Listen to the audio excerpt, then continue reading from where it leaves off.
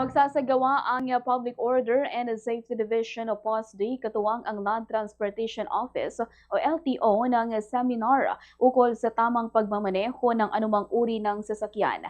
Gaganapin ang seminar tuwing Sabado sa ilalim ng Una Ka Dito Caravan ng lokal na pamahalaan. Sa panayam ng Bombo Radyo Kamayan kay POSD Chief Pilarito Malilin, sinabi niyang dumarami pa ang mga minor de edad na nagmamaneho ng motorsiklo papasok sa paaralan kahit wala pang lisensya. Dahil dito magsasagawa ng seminar upang ipaalam sa publiko ang tamang proseso ng pagkuha ng lisensya at ipaliwanag ang mga batas trapiko. Ayon kay Malilin, malaking tulong ang City Hall on Wheels Caravan dahil naiparating nito sa mga liblib na lugar ang mga pangunahing serbisyo ng pamahalaan.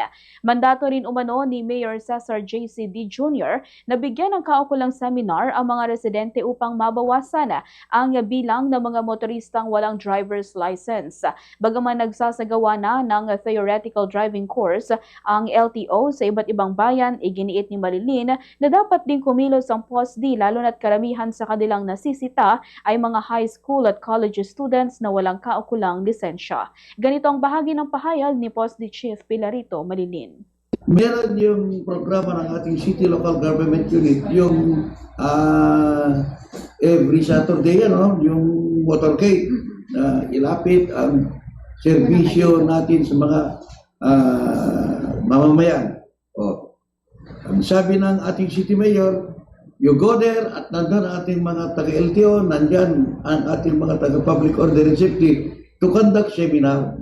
Kung sino yung nakapag-undergo ng seminar yan, lalo na yung mga mag-secure ng mga driver's license, no less than the City Mayor, tutulong siya doon sa pag-secure nila ng mga clearance.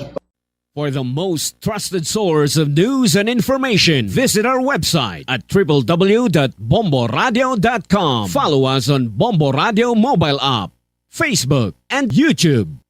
Like, share, and stay connected. Anytime, anywhere.